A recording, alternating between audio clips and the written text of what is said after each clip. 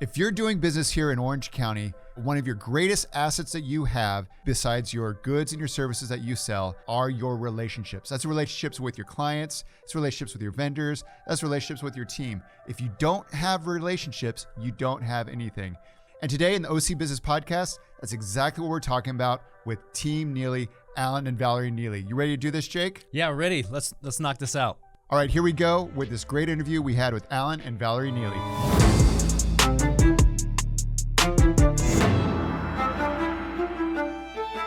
All right, I'm here with Allen and Valerie Neeley. Guys, thank you so much for being here. Yeah, thank you for having us. So I'm just going to cut to the chase right now. We're in Orange County. You can throw a rock and hit a realtor around here. Yes. Oh, yeah. What makes you guys like a realtor of choice out there? Yeah.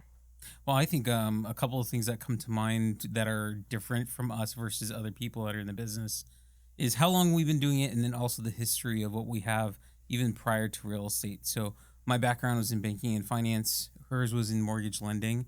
And so a lot of our background we carry on to what we do right now, and we come from an educational perspective. So it's not definitely something not where it's, transactional. We look at people as, they are our longtime clients, and we love educating them and guiding them into the best decisions possible. Mm-hmm. And I would say another thing is that it's actually our age, right? It's we've been in the industry long enough to where we're the equivalent of your top agents who've been in the industry for so many years. But because we are younger, we're very tech savvy, so we can incorporate a lot of those things into our business. And then for the younger generation who's coming in, they just don't have enough experience. And so that's where the balance of who we are really comes into play. And you work together as a team. Yeah. Yes. So how does that team dynamic work when you're dealing with a client? Yeah, there's a few things that work out to our favor. I think operationally, Valerie definitely has a great mindset for that. And so when it comes to organization and making sure that everything is seamless, that's definitely her forte. For me, I'm definitely more client front facing. And so problem solver, figuring out, what are some options that people have. And so, when it comes to working together, we kind of have a good dynamic of understanding our strengths and being able to step in when we need to have that call made. Right. And I guess the dynamic's a little weird because we are married. A lot of people are like, how do you work with your spouse? I could never do that. All the time. Every single time. That's what they say. But it's funny. We really complement each other very well. And I would say in the places where we're opposite, it helps in the business too. So I do really well with the type A person, and then Allen does really. He's also somewhat of a pastor type person, and so when someone needs some counseling and whatnot, he steps in and he's able to give them ease in the transaction. And so that really helps, especially when you're dealing with situations where there's a lot of change. And I feel like a lot of people go into it thinking they know how they'll respond to change, even if it's a positive one. But it's hard. There's a lot of components and life things that come into play. And so you need to have that solid rock and your team that's in your corner to make sure that it goes seamlessly. Yeah. So let me ask this question, because obviously you're dealing with some of these are the biggest decisions they're making in their life. Yeah. To buy, sell, whatever it is. How do you help a family navigate if it's really the right time for them to buy or sell? Have you ever had those moments where maybe you've had to say, I don't think this is the right time for you? Absolutely.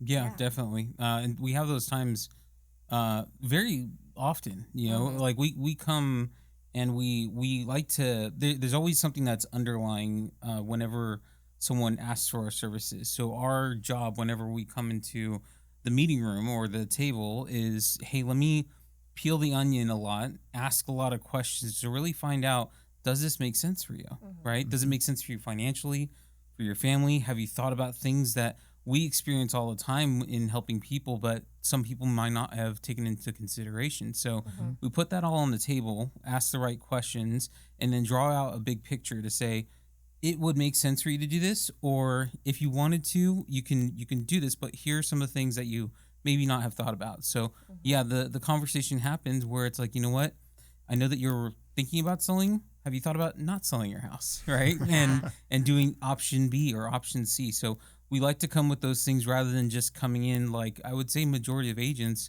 where they say, oh, you want to sell your house, you know, how much you want to sell it for? Here's a contract. Go ahead and sign and I'll do my job, right? So for us, we'd like to dive in deep with people, have a good understanding because, you know, our job, I think, is for us not to just help them in the transition from one space to the next or one goal to the next, but it's to do it in a seamless manner. The only way that we can do that is if we understand the cards that we're being dealt. And I would say there are several real estate coaches that I would say we've had that don't like that we do that because they're very much bulldogs in the industry, and they're like, if they're asking you to sell, you sell, right? And we're like, okay, but what if it's not in their best interest? Because we take a look at it from the immediate need that they're telling us we need to sell because XYZ, and then we're looking at the long-term goal of, okay, well, after we sell, what happens? How does this impact you? We had a client who she had interviewed several different agents, and none of the agents talked about capital gains. She had actually surpassed her limit of the non-taxable portion, and none of them talked to her about it. And luckily she called us, and of course, see the hard part is a lot of consumers, they go straight to, well, what do you charge? And that's exactly what she did with us. And we're like, it depends, right? It depends on the work that we're going to be doing, the sale of your home, all the different factors of how we're marketing it, because we can't give you a price without knowing what services we're going to be providing to you during the sale. And so as we did some uncovering, we're realizing she hasn't talked to the right people.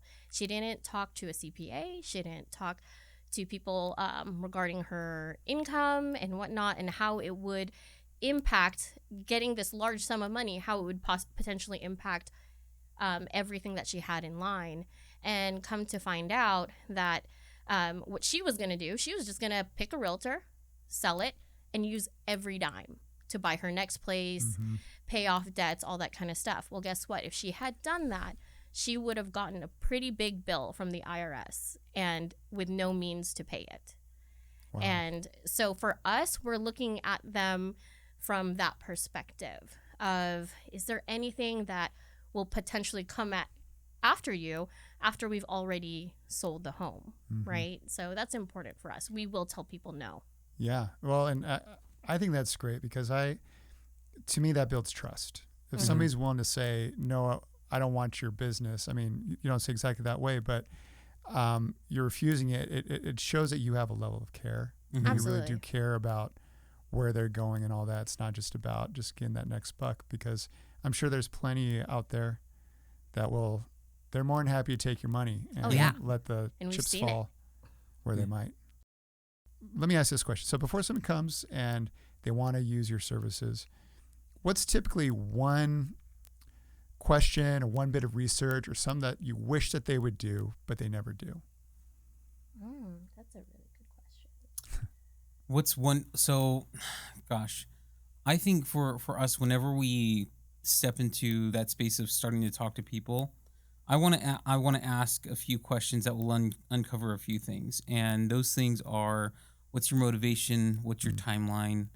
What's your options? And what are your needs? You know, and so if with regards to them being prepared for that, what I would like people to do is actually think about those specific things, and when we meet up, be clear about it. And a lot of it has to do with communication between spouses and including their kids too, because they're moving, they're part of the process. So taking those things into consideration and having those questions at the ready those answers at the ready whenever we ask those type of questions will help us along the process. Motivation, needs, timeline, and options, right?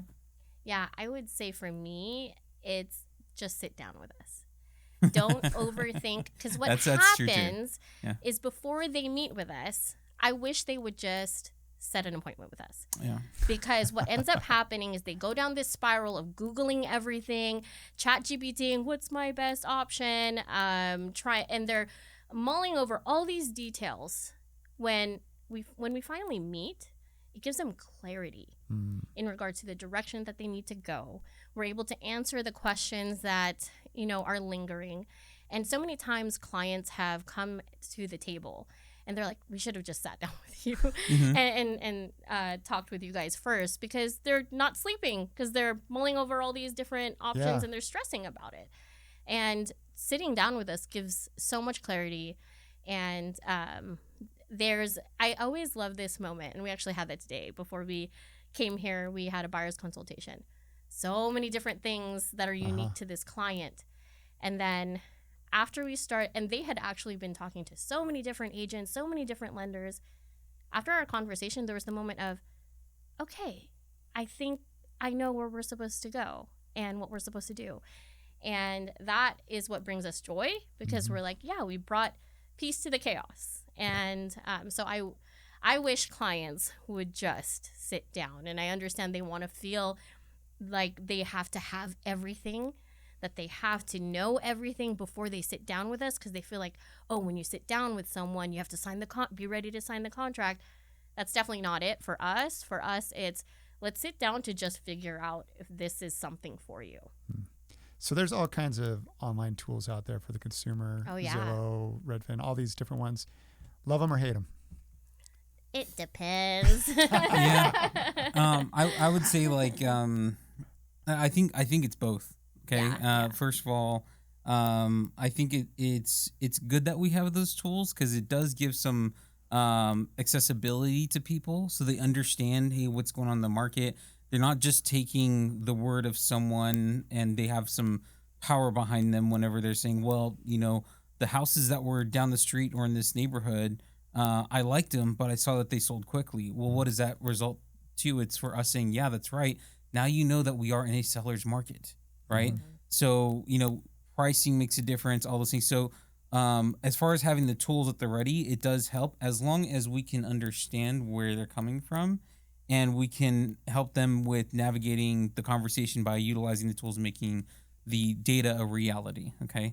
But when it comes to also the tools too, I think it also can pull people back, because they tend to overthink when they have too much access to, right? Yeah. Coming up with their own consensus. And I'm like, look, we do this full time. We live in it. We sleep in it. We breathe. And so we understand really, really well what's going on in the market. I know that full time you're an engineer, or you might be an attorney, or whatever it is, and you can have, the tools at the ready, but walking through with someone that does it on a daily basis is always going to be the best way that you can come up with the best consensus of what's going on. Yeah, absolutely. Yeah. So it can give good context, but it can also become too much rabbit hole. Totally. Oh, yeah. Yeah. Yeah. I mean, we have so many people who now they go back, they hear what we say, and they check it on ChatGPT. Luckily, we're pretty much right every single time. Yeah. But I can only imagine what that does to an agent who's just starting up. They're trying to get their way into the door, and they may not have those years of knowledge. So it is changing the dynamic of the real estate agent. Yeah. Well, for sure. So you have clients that are selling the house.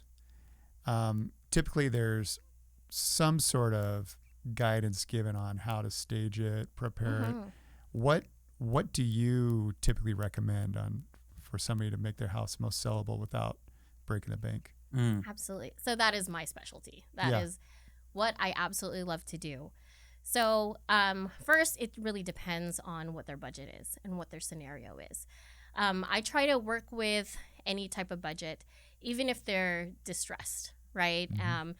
And what I mean by that is, if they're in a position where they don't have the money to redo the place or put money into it, first I try to find resources. We do have some resources where you can tap into the equity and it be paid at the close of escrow. So that is something that is nice. But also, we will roll up our sleeves and move around what they have to at least present the space in the best way possible. On the other end, if they're like, do whatever you need to do to get me this bottom line dollar. Like, this is what I want. I also help with contractor coordination. One of our most recent projects in Irvine, it was in University Park. Those owners live in New York, and Wow. they wanted to get top dollar. And I off market in as is condition, we could probably get them 1.75, and we actually did get an offer for 1.75. But when we're doing the calculations, if I had them put in at least $65,000 into the home, we would have been able to get them north of 1.9 million. Wow.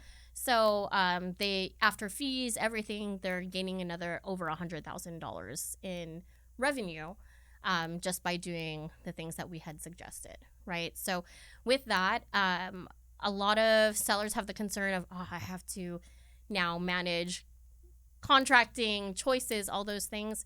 I took care of that for them. Mm-hmm. So I have a really good understanding of pricing, of what remodeling looks like. I also ensured that we didn't go over budget. So $65,000 is where we had kind of estimated in our head, and we stuck to $65,000. And how I did that too is I love finding deals. Like it's also my opportunity to shop, I guess. And I love to find deals. And so for example, we need to replace 2 chandeliers in their home. I know of this luxury chandelier place in Corona Del Mar that has amazing deals. I got them 2 different luxurious chandeliers for only $200 each. They were originally priced at $1,600. So I find those deals for them. I think I just get kicks and giggles out of saving them money and being like, look, it was priced at $1,600 before, but you can just buy it for $200. And so I go to the showrooms for people who want to be involved. I invite them to the showrooms and show them the differences in material. And then I stage the properties too for them. So I am full service on that front. Wow. Wow. Well, that definitely brings in having the team that you can have both of your minds on this. Oh, You yeah. can come in, Valerie, and just do that. Yes. And then if I need something moved, he's the muscle. Yeah. So Also, have you ever had anybody where you've come in, you've redone it, and they're like, maybe I don't want to sell. 'Cause this looks so good. Every single time. yeah. Like you have and then I love the comments where they're like, why didn't we do this before? We should have done this before. Could have lived in this. Yes. But we don't work on projects unless we know for sure that they are motivated to sell. Yeah. So that's another thing. We do risk assessment on our end, and we do, if they do decide to cancel, because that's something that is, it's a reality for any situation. We do have things where, okay, we have time and the amount of time that we put, or staging fees and things like that they would have to compensate, because if the work's already done. So Buying and selling in Orange County, I joke about there being so many real estate agents, but I think there's a reason, because there's a lot of property moves and everything. How do you make sure that it's the right price that somebody's selling or that they're buying at? I mean, we bought our house 13 years ago, and I've just said, we're never moving. That's it. We're done. But I know there's more people that do move more frequently or have to buy, sell for whatever reason. How do you, like you're talking about that one property of 1.7 to 1.9. How do you assess that and make sure that that's they're getting exactly what they should be getting, or selling it for whatever they should? Yeah. So that's a little bit trickier. We do, like any other agent, they're going to look at comps, right? We have the information on what previous homes have sold for with similar specs. A big thing about us is that we take a look at what's actually in the neighborhood. For me, I'm looking at pending data. We love looking at the data because oftentimes what people aren't calculating for are shifts in the market. The shifts in the market you can't anticipate from the closings that happened in the last 30 days. You only know it by being in the industry and working with buyers and sellers. And so sometimes we'll advise clients to price according to the shifts that we're seeing happening as well. So it's a little tricky. But majority of the time, we are taking a look at the previous comps and the pending information to gauge on pricing. But when it's unique, it can be a little bit difficult. But we always say the market dictates the pricing. We just don't want to overprice. Mm-hmm. That's probably the main thing. Like if we are spot on or, you know, under by a bit, it'll adjust to wherever the market is supposed to be in that time. Yeah, we're definitely strategists when it comes to looking at numbers. First of all, whenever we're advising people to purchase real estate, especially in our area, we always say, hey, as long as it's a long-term decision, then that will make the most sense. Because if you try and buy a house here, understanding that, hey, you know what, I'm going to sell in 2 years, you're probably not going to be able to capture enough value in order for you to resell it and for it to make sense. Okay. But I think when it comes to pricing strategy, we look at exactly what you said: pendings, closings, real estate cycles around the year, what it looks like in different months, and how that performs for sellers, what the trends are, migration patterns, things like that. And so there's a lot of data that, especially I think both of us, but really me too, I like to analyze, where are people coming from? What are qualifications? What's the average income in Orange County, and even specifically now hyper locally in cities like Irvine, Lake Forest, Mission Viejo. There are different dynamics to different buyers now. I would say this: it wasn't like that. Let's say 5 years ago, for example, when interest rates were at a historical low, because everyone was qualified because interest rates were at 3%. And so, you didn't have to think so hard about that because everyone wanted to buy a house. And so you put the house on the market, it was going to sell. You didn't have to think so strategically about numbers. But now it's very, very particular and sensitive as far as being able to choose the right price and getting the result that the sellers need for, the sale of their house. Yeah, our objective whenever we're helping people is, what can we do to help you net the most? Because as listing agents, when we're helping people sell, that's what our primary objective is. Yeah. Just overall, market-wide speaking, is there ever a time where it's like, no, you shouldn't buy or you shouldn't sell? It is going to be very specific to the individual because we work with a wide range of people. Some people are investors. Some people, it's their primary residence. Now, so it doesn't matter what the market's doing. They can. So it really depends on what their goal is. Got it. So if their specific goal is something, but then the market doesn't support that, we're like, you know what, you probably need to wait. For a lot of people, so I'll give you another example. A lot of investors come onto the market when the regular consumers are not wanting to be in the market. So when interest rates were at 8%, pretty much every transaction was an investor. They're coming in, and it's because they understand that they can come in and ask for a deal. They can cut the prices like crazy.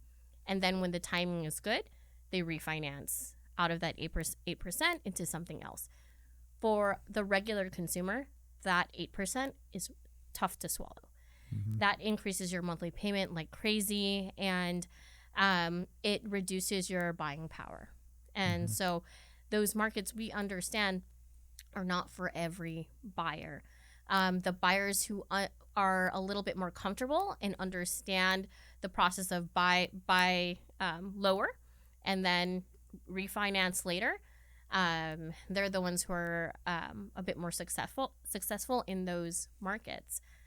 And then on the other turn, when things really heat up, it's actually horrible for an investor to come in and purchase. It just doesn't make certain deals don't make sense. If they can get a really, really good deal, then yeah, if they're a flipper, they're gonna make, if the market is hot, they're gonna make a ton of money. But for some in those hot markets, sellers are also not willing to undercut, which is where the investor really needs the seller to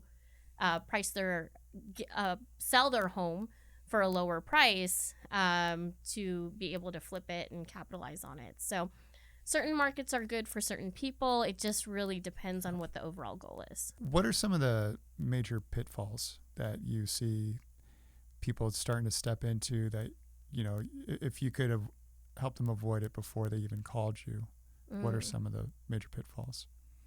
I would say a lot of times when they try to put the the horse Cart before thank you, the cart before the horse, right? When they try to put the cart before the horse, what I mean by that is when people are looking online, right, because they have the ability to do so.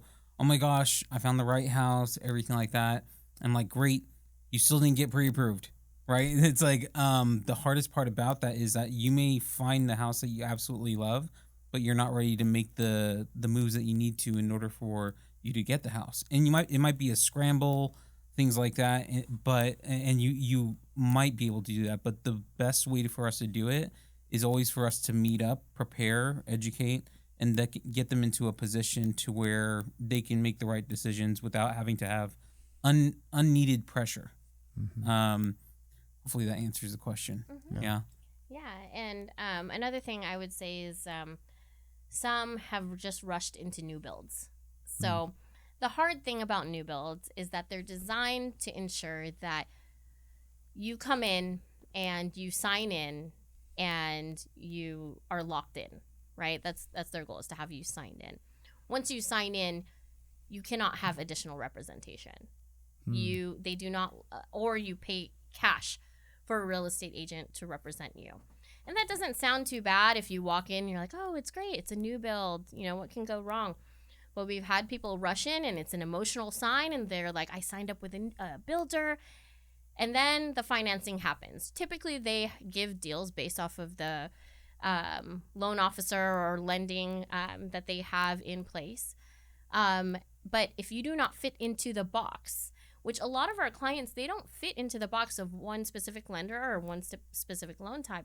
Typically, the lenders that they have, they're just straight, conventional loans. They don't have anything unique.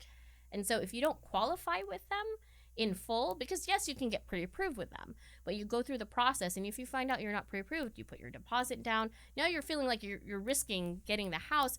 And then we've had people call us and say, what do I do? And we've helped by giving some other lenders and whatnot, but we can't give advice because we're not the representation. Yeah.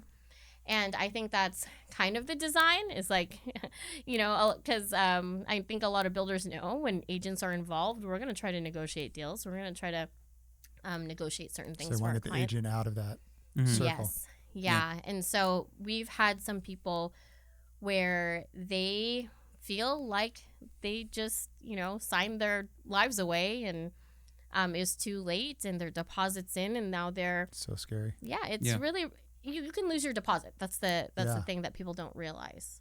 Let's say I'm looking to sell my home the next 12 months. What should I do this month right now to be ready for that? Ooh, this month, this would be having us tour your home and seeing if there's anything that is needed. We would analyze for sure what market you're going to be entering into in a year, because everyone always assumes. We were actually at lunch right before this, and the people next to us, I was trying so hard to not chime into their conversation, because they were like, yeah, so the real estate agent said that the best time for me to list is in the summer. And that's not always the case, because everyone thinks that. If everyone thinks that the best time to list is the summer, that means all your competition, you have a product, you're selling a product. When you're hiring an agent, you're actually hiring a marketing agency. And that's what people don't really understand. And so if everyone's listing in the summer, that means you have more competition. That means you're probably that means that buyers are going to have more options to choose from. And you're probably going to have to compete against a neighbor, unless interest rates are super low and it's a really, really hot market. So 12 months out, I'm probably going to be planning, okay, when do you need to move by? What month are we targeting for you next year? And then I'll be giving you a list of things that you might want to do around the house. But a lot of it, I'm going to want you to save until we're closer, because honestly, I don't want you to rearrange your lifestyle, you living in it, and you feeling like you have to work around the new things that are happening. That can be uncomfortable. So Yeah, I would say there's a good sweet spot whenever we're helping people get their house ready for the market. And that's somewhere between like 3 and 6 months. And the reason why is because let's say if we're like, you know what, we really want to knock this one out of the park. That bathroom is 50 years old and it's torn apart. It's dilapidated. Like let's go ahead and put something new in there, and your return on investment is going to be much better, right? So we have to allocate enough time for contractors to come in, make sure they have supplies, work on the house, especially if you're still living in it. That can draw out timelines even further. So, but to her point, the first thing would be to have us come through, look at the product so that we can understand what do we need to maneuver or do to get it prepared for when you guys are ready. On top of that, the next thing would be also, it's not just about the sale of the property, but where are you going next?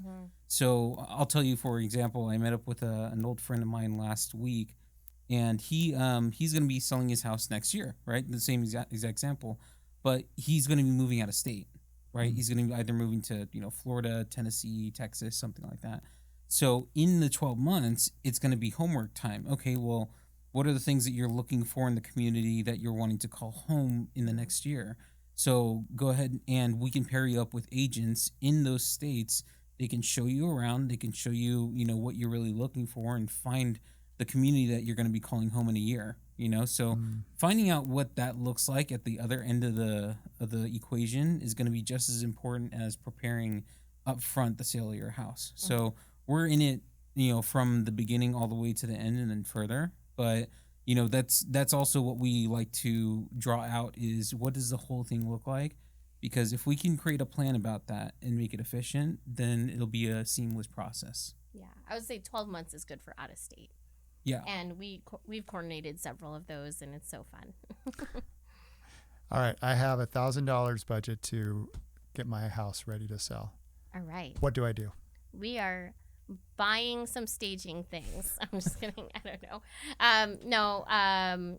At that budget, I'm going to see if there's anything that needs some light painting, because painting always does a good amount.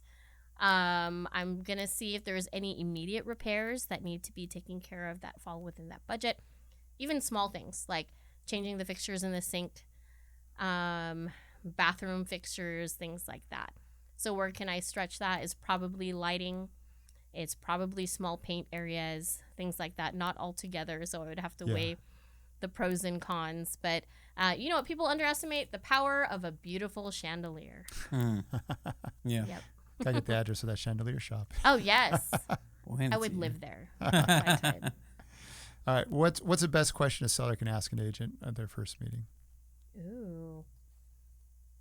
Oh gosh, that's a good one. And it's funny because we get asked questions all day. What should they ask you? What should they ask us?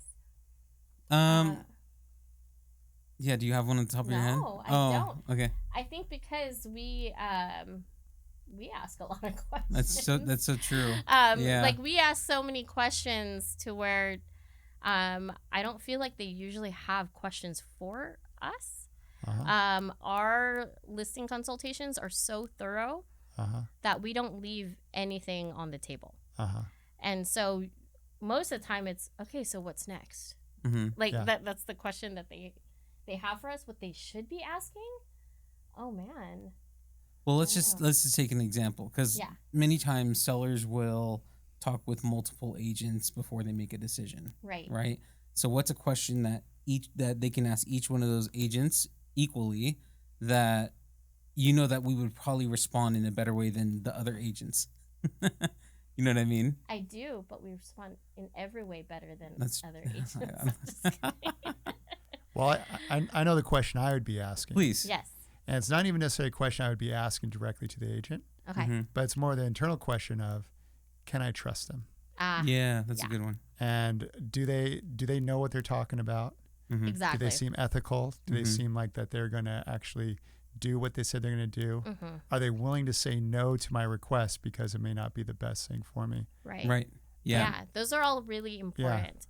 And I would say, if it's not so much a question, it's more of, if you're feeling uneasy still about the solutions that they gave you, you need to talk to somebody else.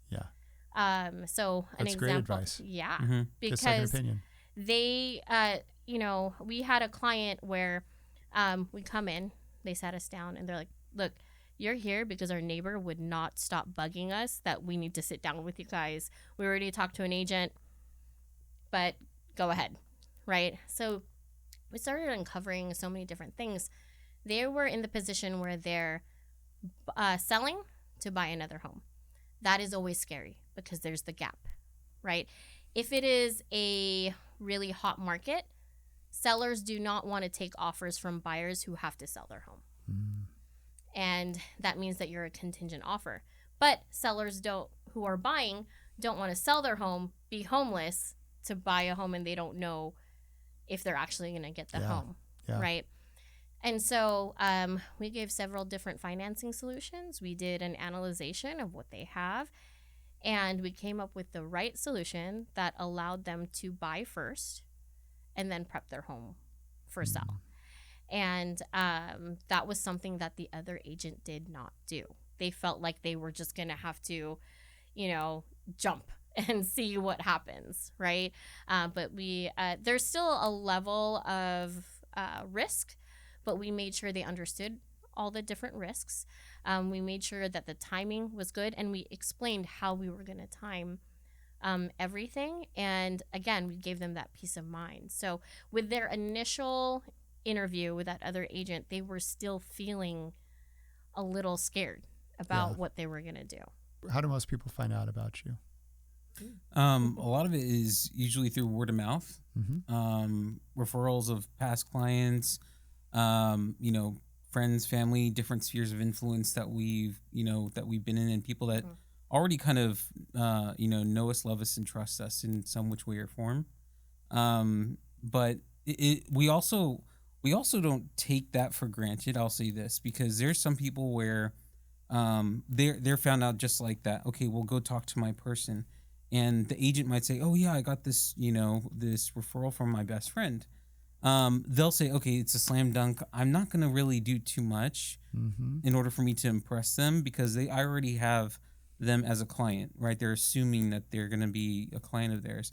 For us, we don't do that. We still, just like everyone else, just like when we talked to her mom about buying a house. Oh, I made my mom sit down for a consultation. I was like, look here, we're going to do this right.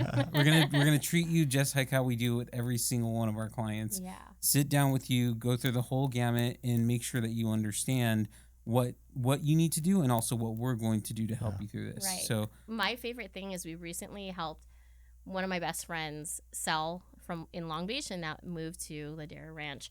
And she would call me and she'd be like, Val, can we talk friend to friend and not, client to agent? Could you give me your friend advice as Val? And I was like, all my advice is the same. Like there's no difference between Val the friend and Val the real estate agent. I'm going to tell you how it is. I'm going to tell you what's best for you. There's no different hat. Yeah. And I think that's what people appreciate. Yeah. But we also meet people at open houses. So that's actually where we get quite a few clientele. And it's because we also do our open houses very different. We're never on our phones. We're greeting every single person. And we're trying to also uncover, if this isn't the house for you, what is the house that you're looking for? Because a lot of buyers who come into open houses, especially if they're not with an agent, they're not having their needs met in some way. And so we've actually had a lot of clients that way, also helping people. One time, we were at the senior center at our RSM, because the Boys and Girls Club is right there. We were picking up our kids, and this old lady was like, "Can you bring me home?" I guess she had a contractor who just called her, and she was there at the senior center and she didn't have a ride home. Oh no. And we looked at each other and we were like, sure. We dropped her off, and you know, we always just like, okay, well, we're in the area if you know anyone.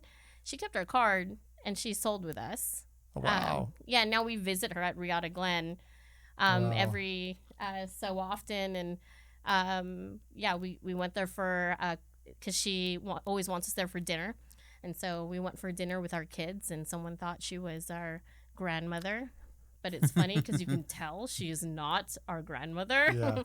Yeah. But things like that. Yeah. Or we just love to help. So, for example, Alan was at an open house, and there was a woman who came in who was a neighbor, and you know, she needed help with personal things with her house.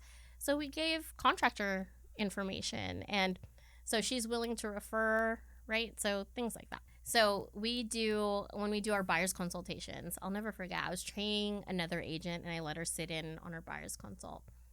So we did the consult with the girl, and all she could afford with her income was maybe, I'm going to say, $200,000 for a loan. What can $200,000 get you in Orange County? Nothing. Yeah. Right? And I was like, okay, well, even though I knew this, because I do general calculations. I always disclose I'm not a loan officer, but let's take this calculator and see approximately what it's saying. And it said $200-something thousand.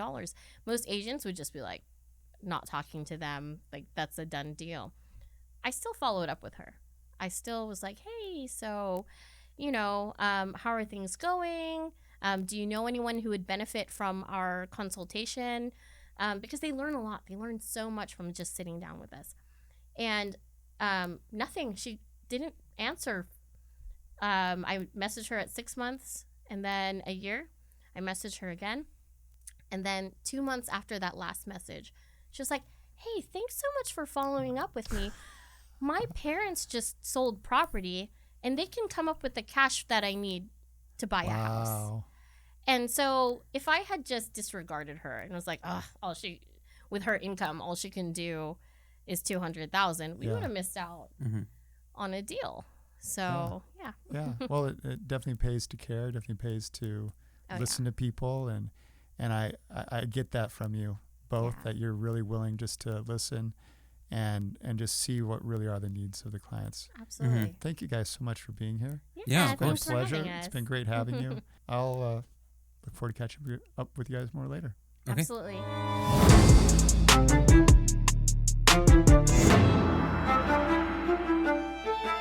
All right, so Jeremy, in your conversation, there was one point that really stuck out to me, that they started to say that they would say no for their clients or to their clients when something wasn't in their best interest. What stood out to you in that part of the conversation? Yeah, so the thing that stood out to me, first of all, it shows a great amount of integrity on their part. Because as if I'm the client and I'm coming to them and I'm asking them, hey, will you do this for me?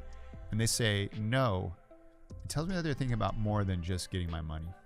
And that what they really are concerned about is my well-being. Because listening to that conversation with Allen and Valerie, that's what they really care about. They care about great outcomes for their clients. And so their willingness to say no, I think that just shows that they are really there investing in their clients. And for me, I'm like, shoot, I trust you because I know that you're going to say no if I have a bad idea or if I'm going to come at you with that. And always saying yes, it's not always the right solution. Customer isn't always right. That's what I learned. That's what I was just going to bring up, is there's the old adage of the customer is always right, but sometimes the customer doesn't know what's best for their own needs and what will actually get them to the goals that they're trying to get to. Yeah, 100%. I mean, to that point, they're hiring you because you are the expert. Right.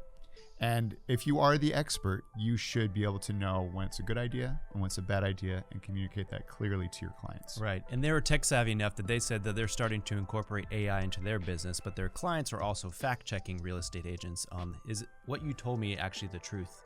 And I think that's another piece that really, if you're just using chat as for your AI, for the most part, it's not going to tell you no. It's actually going to reinforce and say, yeah, great idea. Fantastic. You should totally do that. I think that's great. And I think what the beauty of what they do is they will tell you no when it's not in your best interest. They will tell you no, actually there's a better way to do this, or maybe you're stretched outside your means or whatever it might be, but they're going to look after you because they value the relationship, not just the transaction. Yeah, that's absolutely correct. That is ultimately where you're going with it, is that you're creating a great relationship with your client. And I feel like that's the crux of realty just here in Orange County. I mean, throw a rock anywhere and you hit a real estate agent. And so how do you stand out? And it's going to be the personal relationships, especially if you're looking after their best interests and not just the transaction, not just the sell, or not just making money off of you. Yep, that's correct. Part of that conversation, they said the best question that the seller is asking is, can I trust this person? And it just makes you go back to the fundamentals of like, so what is trust? How do you even build trust? And again, I think it comes back down to the relationship. Yeah, absolutely. Relationships are key, especially if you're a small business, local business owner, because your relationships are what going to drive it. If you have good relationships with your customers, they're going to want to come back. They're not going to care about, hey, you might be a little higher price in the big box store or than what I could find online. I know that I have a relationship with you and you're going to give me the best expert advice that I need, as opposed to if I go somewhere else. I mean, I've heard this said countless times, and I think it's so important for even business owners to hear. If you don't have relationships, you don't have anything at all.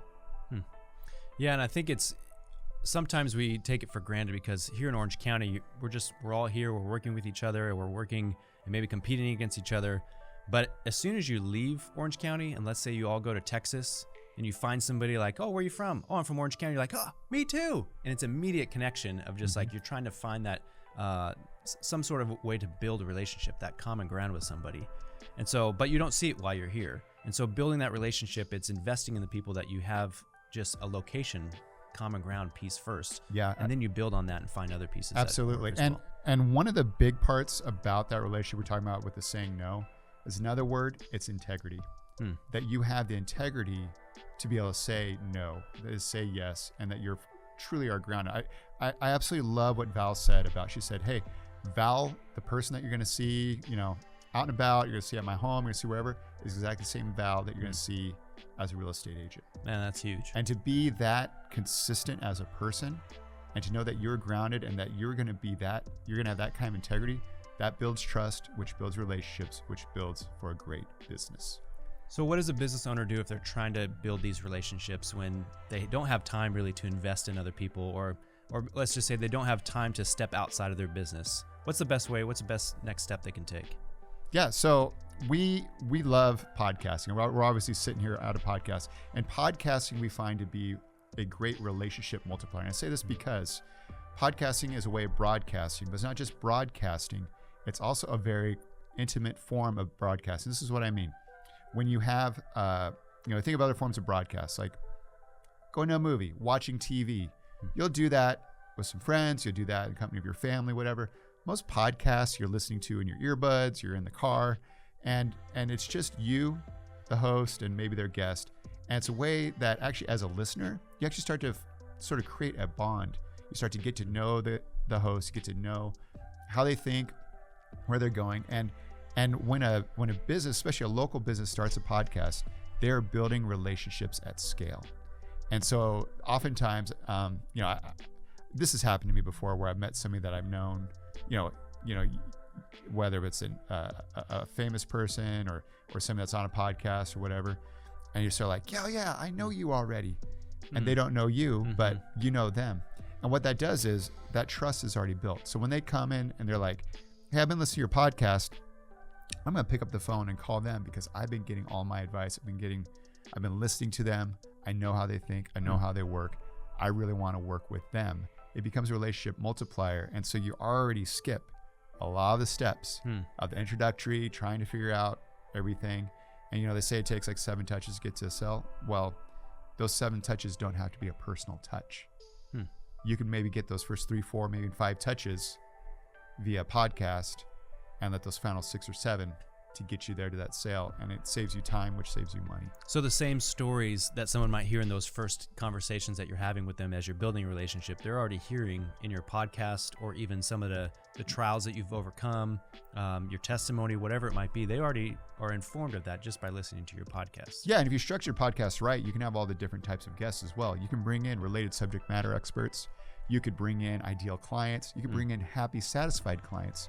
You could bring in other people that you know, that you work with, your vendors, employees, other kinds of partners to come in, so they can get a real flavor of who you are, who are the type of people that you work with, and they can just say, hey, that's me. That's something that I would love to do.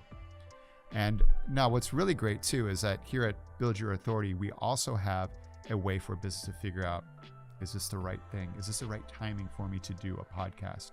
And we have that at buildyourauthority.co/strategy.